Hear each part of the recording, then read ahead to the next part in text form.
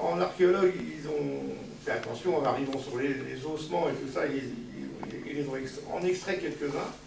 Ils ont surtout pris tous ce qu'on appelle les artefacts ou le mobilier, c'est-à-dire les petits pots, les urnes funéraires ou des plats, enfin, ça c'est la partie rituelle, on en parlera un tout petit peu à la fin. Les Gaulois, ils avaient une notion de la mort qui était un peu différente de la nôtre. Donc, ça, en plus, ces pots étaient posés le long des corps, et donc ils les ont extraits, ils les ont ramassés, mais ils n'ont pas touché au corps, parce qu'a priori, le seul ossement qu'on a, c'est celui de la tombe numéro 5, c'est un guerrier, apparemment un sacré lascar, et ils ont tout rebouché. Voilà. Et puis, c'est tombé dans l'oubli.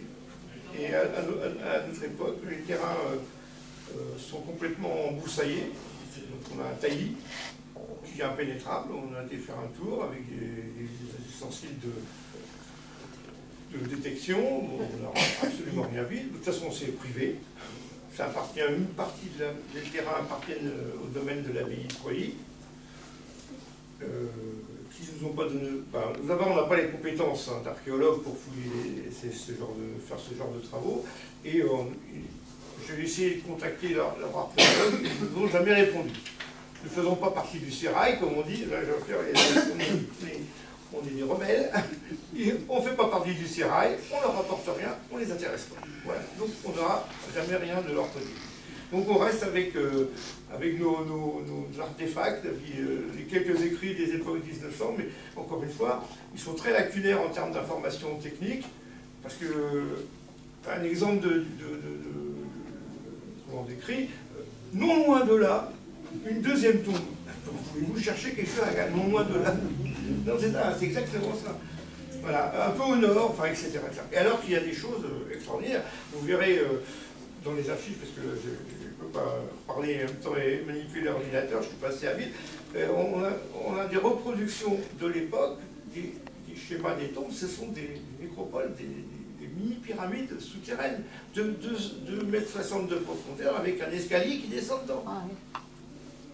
Après, vous avez un grand couloir, alors il est décrit, le plein cintre, c'est-à-dire au style roman, hein, le plein cintre, qui s'enfile dans la terre, ils ne sont même pas allés jusqu'au bout. Ils n'ont pas tout vidé, ils ont trouvé 2 ou 3, mais c'est des tombes, et hop, ils ont bouché et ils sont repartis, etc., etc. Bon, voilà. Donc, on est un peu comme des... comment on va dire ça? Des enfants abandonnés, parce qu'on a un trésor sous les yeux et on ne sait pas s'en servir. Alors peut-être qu'un jour, grâce à ce genre de manifestation, on pourra peut-être intéresser quelqu'un. Bon, peut-être Jean-Pierre, tu as quelque chose à dire en plus que moi là-dessus? Là, je suis sur la nécropole. Vas-y, continue, j'arrête.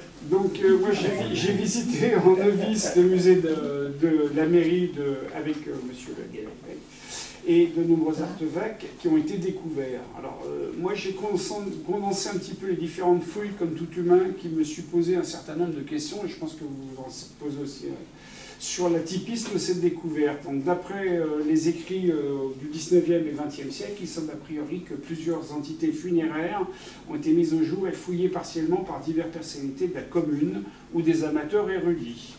Au XIXe siècle, le leitmotiv était la recherche des antiquités à caractère celtisant dans notre France, insufflée par l'empereur Napoléon III, féru de patriotisme gaulois. Alors, vite fait, parce que Gildas m'avait dit de faire un récapitulatif des fouilles. Donc, les premières fouilles ont été réalisées en 1867 et 1868 par un monsieur Delestre, avec la participation de monsieur V. Brunet de Perle, qui fouille à la montagne de la Marguerite. Et il présente à la Société impériale des antiquaires des torques disponibles sur le net par Percé.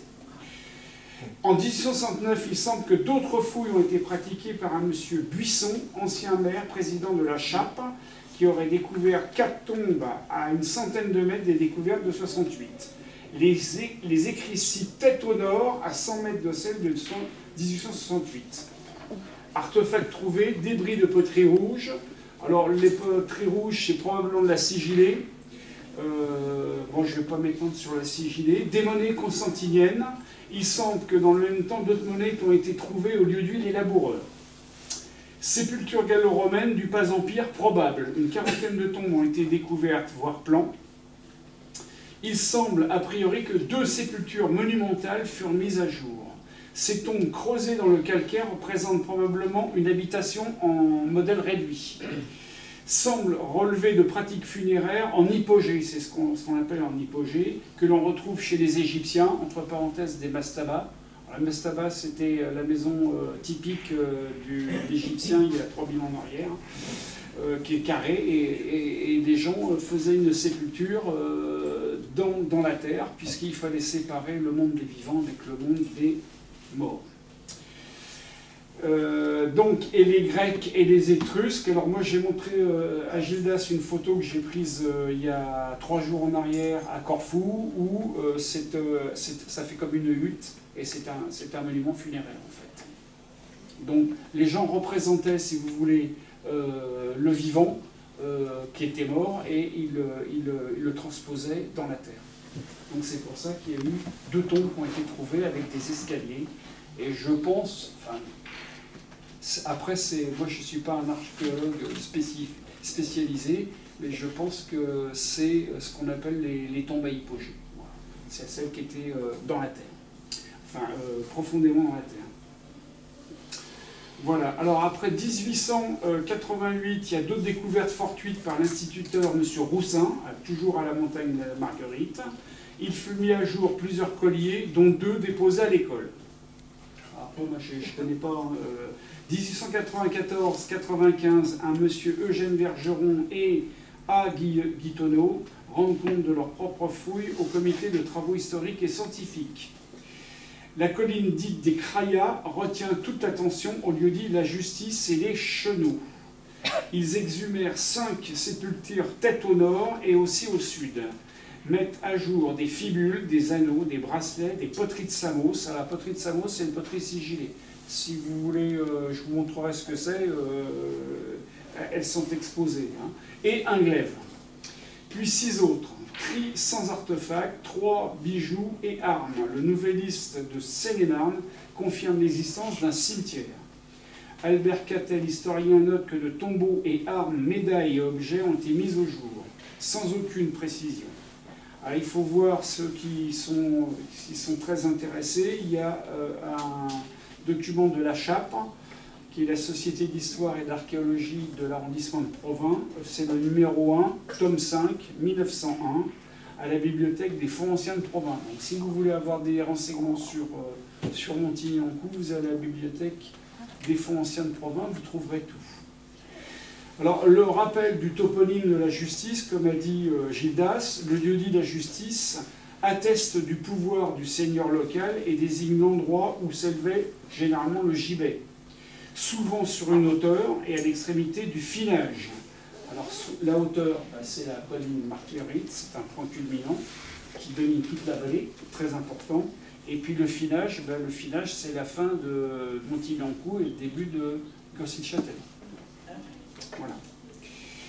Avant d'être vu de loin pour rejeter symboliquement le condamné hors de la communauté.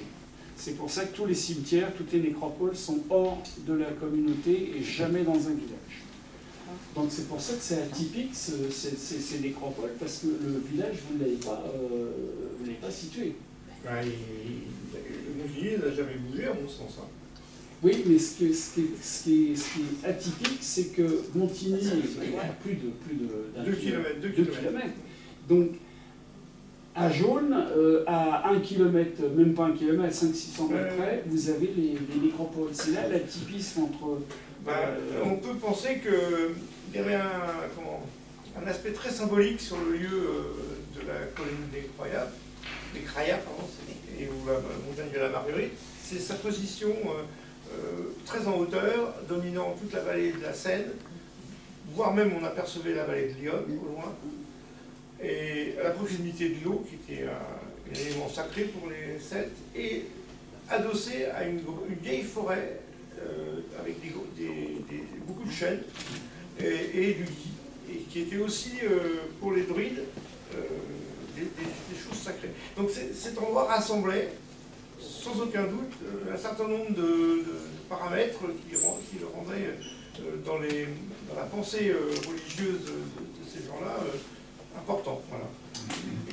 Et surtout, surtout l'élément de la craie, parce qu'il comme disait Jean-Pierre, il y a des marnes partout aussi. Donc c'est très humide, ça pourrit immédiatement. Donc il voulait certainement favoriser, parce que la religion pensait que la mort n'était qu'une étape, et qu'ils allaient revenir ailleurs.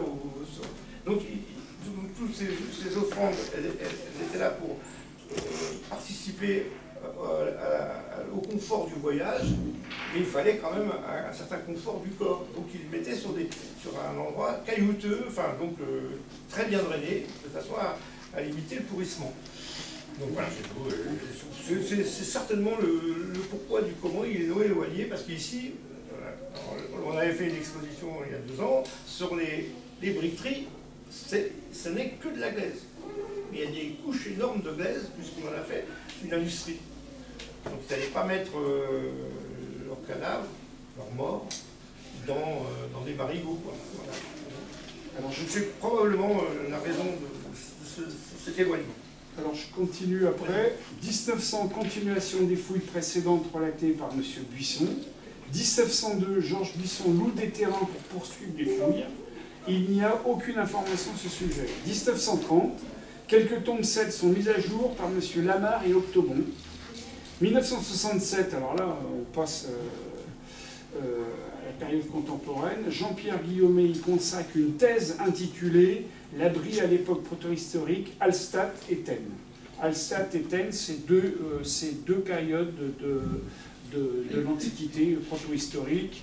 Hallstatt, c'est à peu près, en gros, je dirais 1000 à 800, et puis après, moins 700, enfin moins 1000, moins 800, et après l'Athènes, moins 600 jusqu'à la période romaine. Voilà. Et après, en 1977, il y a un colloque à Sens relatif au Sénon à l'époque de l'Athènes. 2e âge de fer. Point à la ligne, terminé. C'est pour ça qu'il y a quand même plein d'interrogations sur cette nécropole, parce que ça a été fouillé partiellement. On attend les archéologues. Ouais. Amateurs ou pas. Moi, j'ai fait des interrogations, comme je pense que vous allez en faire des interrogations. Après, ça c'est mes propres formulations.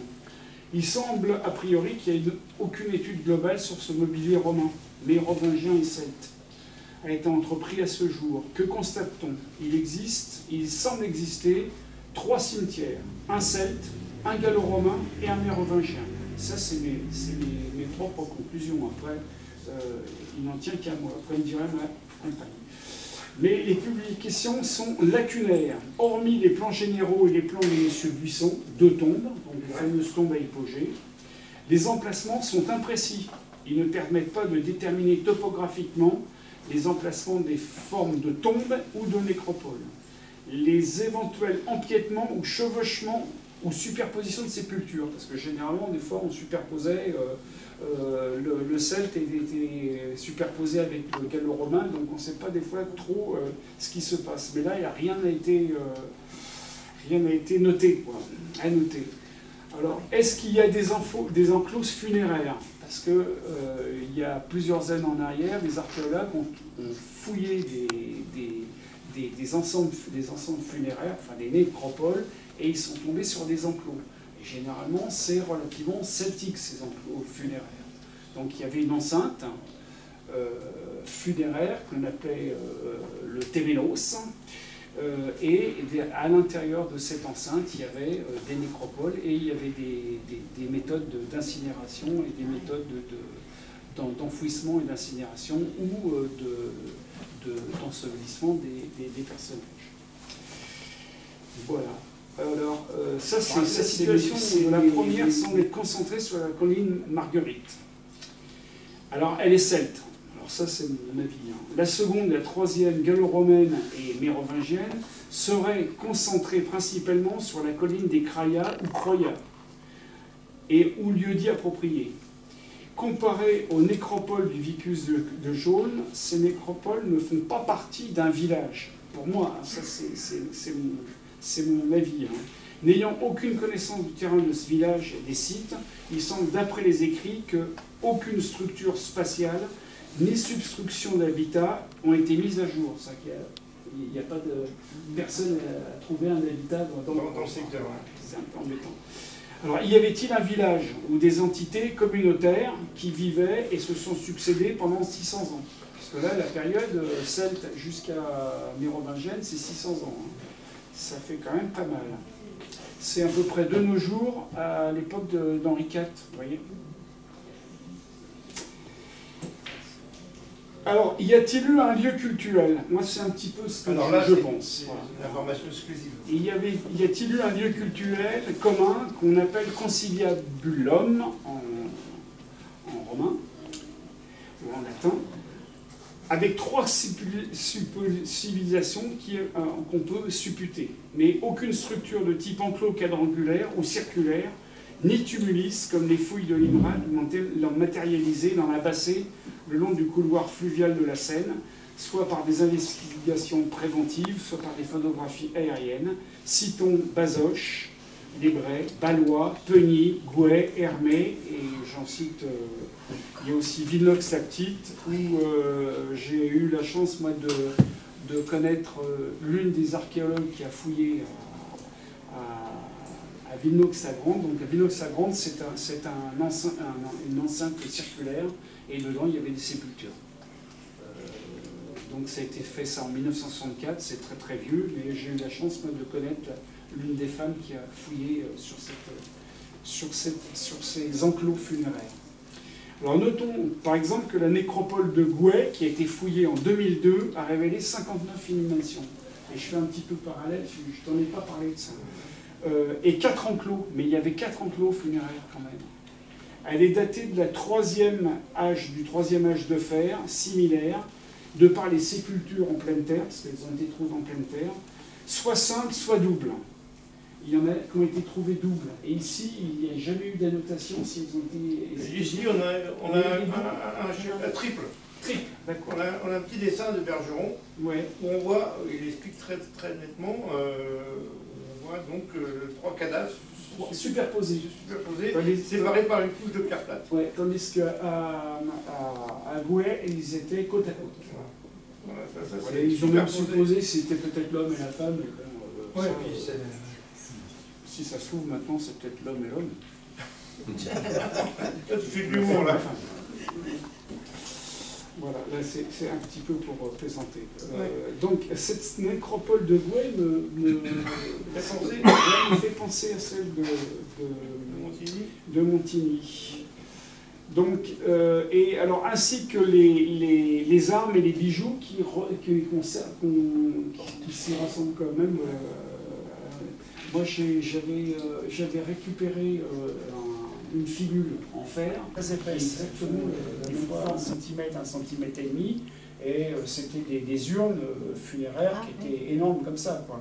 Et c'est pas du tout la même texture de céramique. Celle-ci est beaucoup plus fine. C'est ce qu'on appelle des fins dégraissantes, je te dis. Et alors, après, c'est un peu compliqué, donc je ne veux pas trop m'étendre. Voilà. Alors, j'ai dit que celle de Montigny-Gancourt semble plus récente en chronologie de par les fibules en fer mises au jour par rapport à Gouet qui sont en bronze. Celles de Gouet sont en bronze, mais il y en a quelques-unes en fer. Mais la plupart sont en bronze. Donc, ça serait la fin plutôt de la state et là, on est en pleine période de la Telle. Voilà. L'âge de fer. Alors, des interrogations en tant que novice m'interpellent. A-t-il été mis à jour des sarcophages en calcaire olithique, comme ceux de Jolme, comme ceux de Saint-Martin de Chenetron, au Mail de la Madeleine, à Hermé, et celui de Canécluse, où il a été réemployé. Ils ont trouvé une sépulture qui était une borne milliaire. Une borne milliaire, c'est une borne qui indiquait en gros les kilomètres sur les voies romaines. Et elle a été creusée et dedans ils ont mis une sépulture. C'est du réemploi. C'est du réemploi. Alors, aucune information sur la constitution architecturale des sépultures, hormis le descriptif des tombes à hypogée. S'agit-il de sépultures en pleine terre? Apparemment, je pense, sur lit de pierre, ou coffre de pierre en bois, coffre en tuiles romaines dites tébulae et gris. Donc les sépultures gallo-romaines, c'est peut-être plus pour le sud de la France, mais certaines sépultures gallo-romaines, c'était des tuiles qu'on récupérait dans une maison et on les mettait ce qu'on appelle en bâtière. Mais elles avaient la forme d'une maison. C'est-à-dire qu'il y avait le quadrilatère et au-dessus, on les mettait en forme de toit. Et les enfants ou les êtres humains étaient inhumés dedans. C'est ce qu'on appelle les tuiles en bâtière.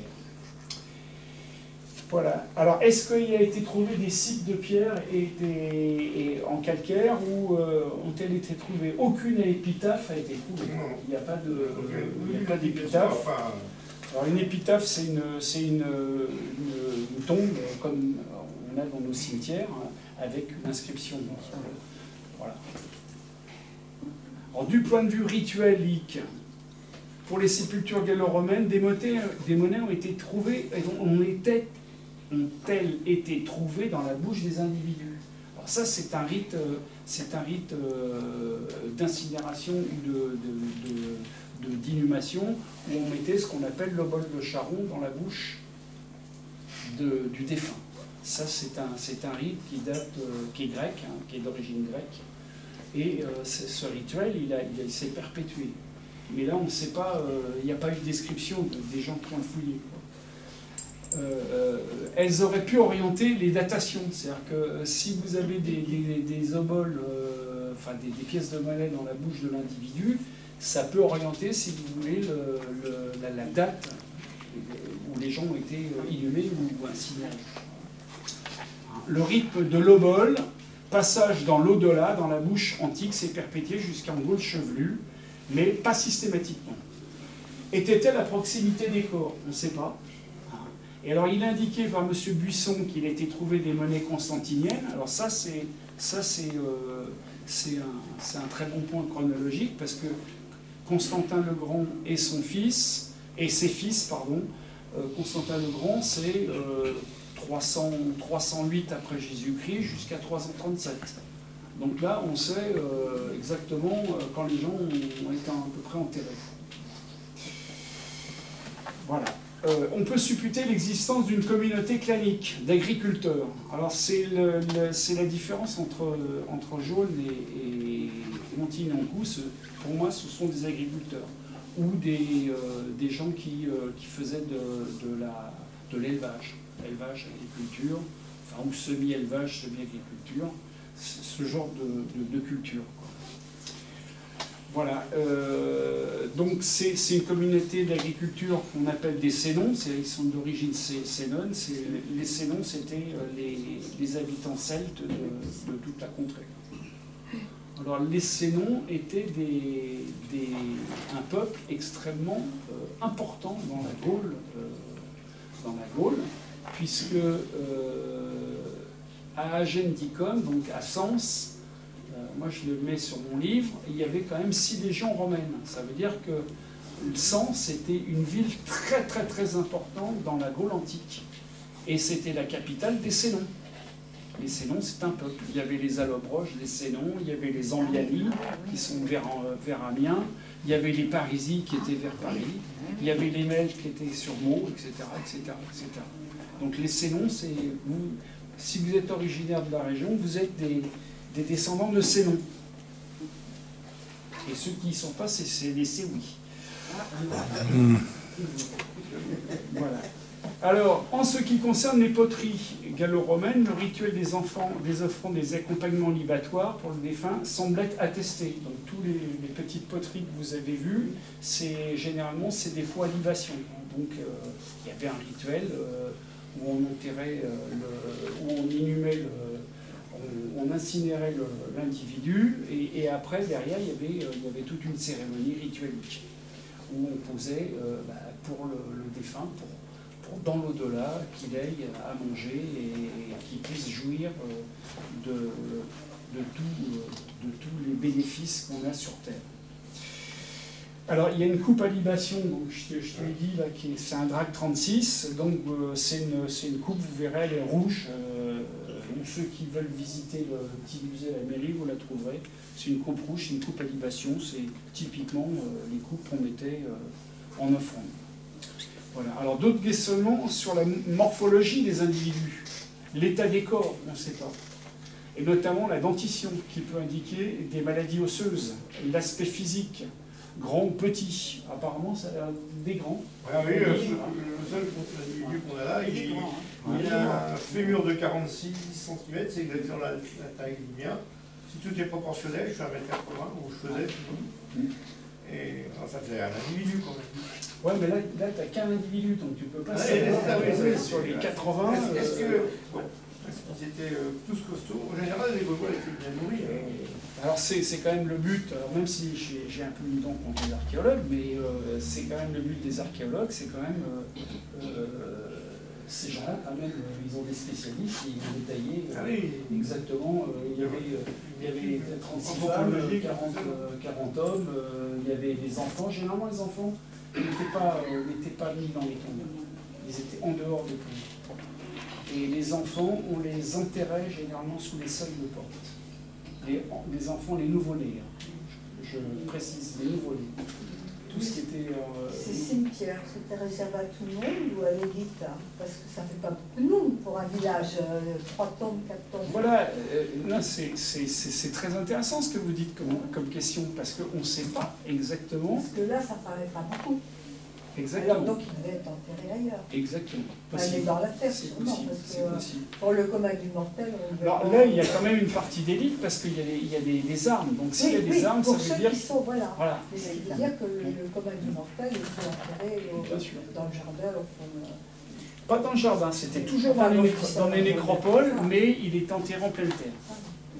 C'est probablement pour ça qu'on n'a pas de traces. Et généralement, c'était un linceul, hein, enfin, d'après les spécialistes, généralement c'est un linceul, et ils avaient une agrafe. Hein. Ils avaient juste un linceul, on leur mettait une agrafe, on les enterrait en pleine terre, comme ça. Voilà. Alors, y a-t-il des incinérations? Je ne sais pas. A priori, les tombes étaient toutes pleines de cadavres, toutes celles qui sont... Oui, mais est-ce qu'il y avait des tombes spécifiques avec des urnes funéraires, avec des incinérations? C'est pas précisé. C'est pas précisé. Le travail était... Voilà. Alors, il y a l'aspect physique, mais il y a aussi l'aspect, le type de population. Est-ce que c'était des Germains? Est-ce que c'était des Méditerranéens? Est-ce que c'était des Celtes, des non-Celtes, des mi-Celtes? Du beurre de mi-Celte? C'était breton à ce moment-là. Alors, les sépultures mérovingiennes semblent avoir un contenu d'artefacts militaires. Apparemment, ça serait des mérovingiens. Hein.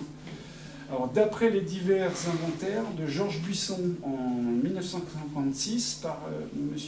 Georges Gaudron, puis voir l'inventaire de M. Delaunay dans les bulletins de la Chape. Delahaye, pardon. Numéro 135, 137 de 80 et 83. S'agit-il de guerriers qui pouvaient contrôler un poste de guerre? Parce que au niveau de la montagne Marguerite, vous avez une vue à 180 degrés sur la vallée. Ça pouvait être peut-être un poste de contrôle, peut-être que c'était un point stratégique. C'est des questions qu'on se pose, quoi. Enfin, moi je me pose. Donc, c'est un point probablement stratégique, puisqu'il domine la vallée du nord de la Seine, jusqu'au sud. Et même jusqu'à Lyon, puisqu'on voit les noms du Sénonais. Ces renseignements semblent avoir été omis. Les rapports de fouilles font-ils mention de ces renseignements? D'interrogation. D'autres hypothèses peuvent être promptement émises, et au vu des recherches lacunaires, d'un amendement systématique des recherches archéologiques qui se sont concentrées uniquement sur l'Abbacée et les futures exploitations de carrières, parce que les archéologues sont concentrés là-dessus, sur les exploitations de carrières. Le peu d'expérience et mon ignorance sur ces nécropoles m'incite par bon sens à réfléchir sur le contexte et les circonstances qui ont pu fédérer l'éclosion de cette communauté probablement agricole et l'existence de plusieurs nécropoles. Les grandes routes et voies fluviales pré-romaines et romaines sont très éloignées de ce site. C'est pour ça que moi j'ai fait un comparatif avec Jaune, parce que les voies romaines, il n'y en a pas ici. Alors, est-ce qu'il y avait des voies celtiques? Ça, c'est fort possible, mais on n'a aucune trace. Il n'y a aucune trace dans cette région de voies, de grandes voies antiques. On a la voie de Seine, mais elle est à combien? 5-6 km. On a la voie Agrippa, effectivement. Plus que ça. La voie Agrippa, elle passe à l'est de Donne-Marie-Dontilly, elle passe vers Savins, pour ceux qui connaissent. Et puis, donc, c'est très très éloigné. Tu vois, c'est ça que, pour moi, c'est agricole ici. C'est un système agricole. Mais peut-être qu'il y avait un point stratégique. Je ne peux pas savoir. Alain, il va nous dire s'il y a un point stratégique. Les grandes routes et voies fluviales pré-romaines et romaines sont très éloignées du site. Voir la carte théodosienne et les recherches du colonel Gélin. Alors, si vous avez l'occasion, le colonel Gélin de la voie Agrippa, en passant par Donne-Marie-Dontilly, au niveau de Parois. Alors, il y a une voie que je suppute être peut-être secondaire, qui passe au niveau de Parois. Elle longe la route nationale, enfin la départementale, qui va à Donne-Marie-Dontilly. Alors je me suis posé la question si ce n'était pas une voie secondaire qui rejoignait en fait la voie Agrippa au niveau de Savins, Parois, Donne-Marie-Dontilly et qui atterrissait sur Montigny-Lancon. C'est une supposition. Voilà. Si ce n'était pas le cas, alors je pense en faveur d'un lieu de culte lié à une divinité forestière et aux eaux jaillissantes de sources. Parce que je pense qu'il y a des sources là-haut. Mais peut-être un lieu ludique qui s'assimilerait à un conciliabulum local. À ce propos, voir les tables galandaires en bronze gauloise, datées du IIe siècle avant Jésus-Christ, mises au jour à Coligny, dans l'Ain, qui indiquent les jours fastes et les jours néfastes des fêtes celtiques. Et toi qui es breton, alors les jours néfastes, c'est Samat, et les jours fastes, c'est Mat. Voilà. Je ne suis pas breton ancien, moi. Alors, là, je fais une petite communication, je ne sais pas si je l'ai fait. Il y a quelques années, j'ai repéré par photographie aérienne un rectangle, un carré. Il fait à peu près 20 mètres de côté, et c'est possible que ce soit le lieu de culte sur Montigny-Lancon. Voilà. Et sur ce, là, c'est intéressant, bravo. Bravo.